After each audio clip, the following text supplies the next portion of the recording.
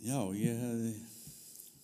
var búinn að ákveða hvað ég ætlaði nú að hafa hérna, en svo í morgun þá bara snarbreyttist, það var bara beygja, sko.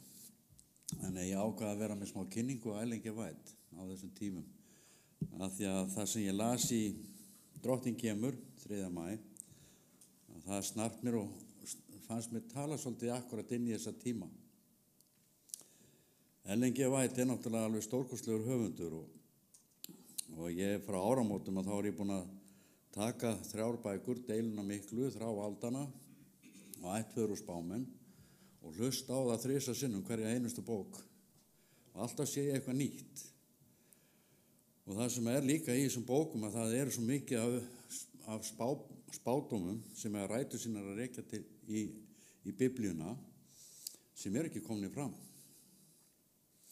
Og þessi tími sem framundan við vitum öll að löglýsingin búin að opinbera sig alveg gríðarlega mikið. En það sem framundan þó allt lítið vel út á yfirborðinu, þá eiga tímarnir eftir að breytast. En ég ætla að byrja á því að lesa aftan á Þrá aldanna sem segir að bók Þrá aldanna hefur fyrir löngu skipað sér sess meðal sígildra trúarrita. Hún hefur verið þýdd á fjölmörgum tungumál og gefin út á 3 milljónum eintaka. Það ótvíræð merkistíðindi að þessi bók lítur nú dagsins ljós á Íslandi og útgáfa hennar hér hefur átt sér langan aðdragandi. Höfundurinn Erlingi White 1827 til 1915 var geysilega afkastamikill rithöfundur og en talinn mest þýddi kvennur rithöfundur allra bókmenntarsögunar. Rit hennar hafa verið þýdd í meira en 140 tungumál. Ritstörf hennar og ráðgjöf hafa haft víðtæk áhrif á milljónir manna.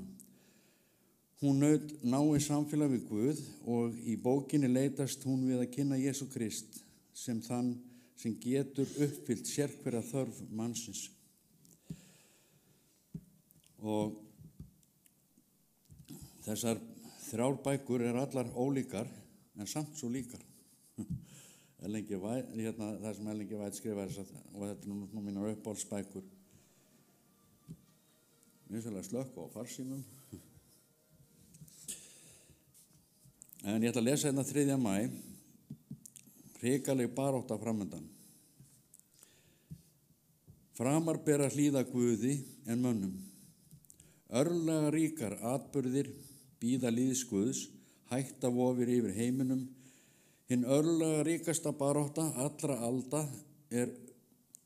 yfirvofandi. Spurningin að knýja fram sunnudagshald orðið mál allra þjóðarinnar sem alla varðar. Við vitum vel hver verða úrslit þessar hreyfingar. En erum við undir átökin búin? Höfum við dyggilega sinnt þeirri skyldu sem Guð hefur lagt okkur á herðar að vara fólk við hættunni sem við því blasir? Margir hafa aldrei skilið kröfuna hina biblíulegan hvíldardag og þann falska grundvöll sem sunnudagsstofnunin hvílir á. Sérhver hreyfing til stuðnings trúarlegri lagasetningu í raun undanlátssemi við páfavaldið sem í svo margar aldir hefur barist gegn samviskufrelsi, sunnudagshald sem svonefnd kristin stofnun á rætur sínar að rekja til, leyndardóms lögleysisins og framkvæmd þess raunverulega viðurkenning á þeim meginreglum sem sannkallaðar hyrningarsteinn Rómakirkjunnar. Þegar þjóð okkar misbýður svo grundvallarreglum stjórnarfars síns að lögbjóða sunnudagshald, þá það athöfn sem lætur mótmælenda trú taka höndum saman við páfavaldið. Hún verður ekkert annað en lífgjöf til handa þeirra harðstjórn sem lengi hefur ákaft leita færis að taka aftur upp virka harðstjórn.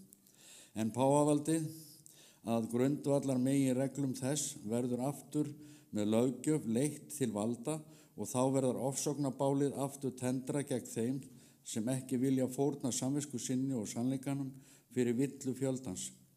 Þetta böl er yfirvofandi. Þegar Guð hefur gefið okkur ljós sem sýnir hætturnar sem yfir okkur vofa, hvernig getum við þá staðið hreinir fyrir augliti hans ef við vanrækjum að leggja okkur öllum fram í baráttunni við að gera þær fólkinu skiljanlegar? Getum við gert okkur að góðu að láta það mæta þessum háskalegum vandamálum án viðvarana?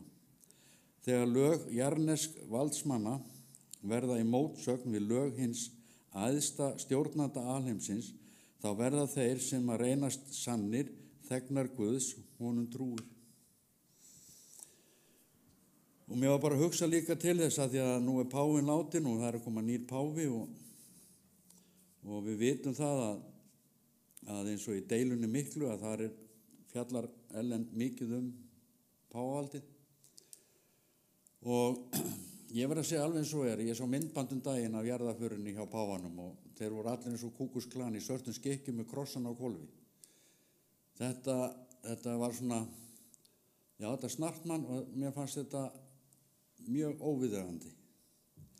En hvað það, ég ætla ekki að vera að tala neitt um kaþólsku kirkjuna eða páfadóminn, heldur aftur á móti þá langar mig til að beina sjónum og eyrum að Ellen G. White.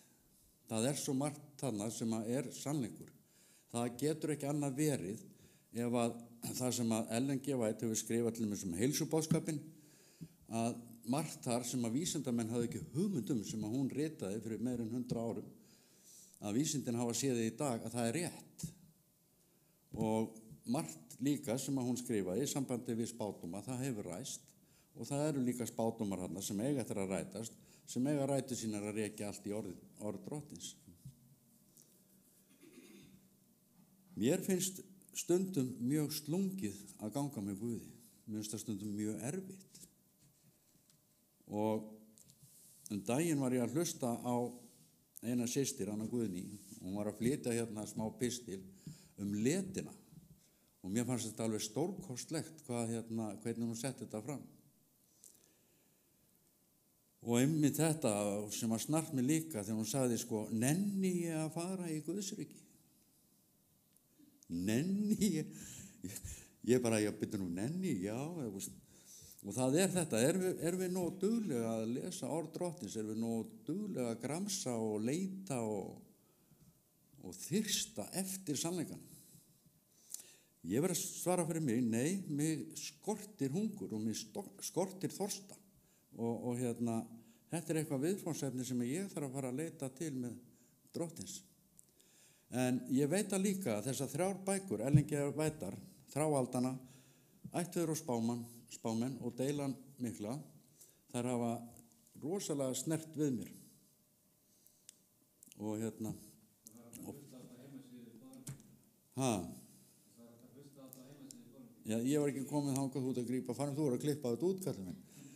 Já, og inn á boðun, útvarpboðun, ef þið farið bara inn á boðanakirkjuna eða boðun, þar er þetta að finna allt efni. Og ég geri það að þegar ég er að keyra á milli, þegar ég fer í vinnuna á morgnana, þá hef ég 30 til 40 mínútur frá því ég legg af stað heima frá mér og þangað til ég kemur á stöð, og ég næ alltaf að hlusta á eitt kafla, og það er ég búin að gera frá meira og minna frá áramótum og svo á leiðinni tilbaka. En mér langaði bara til að kynna Ellen G. White og eins og fram hefur komið, það er þetta að ná í allt þetta efni og hlusta á þetta inn á boðun. Það þarf ekki að vera að lesa þetta mikið, en reyndar vantar nokkra kafla í Ættfeður og spámenn og það þarf að laga það. En öðrum kosti þá vildi ég bara segja þetta.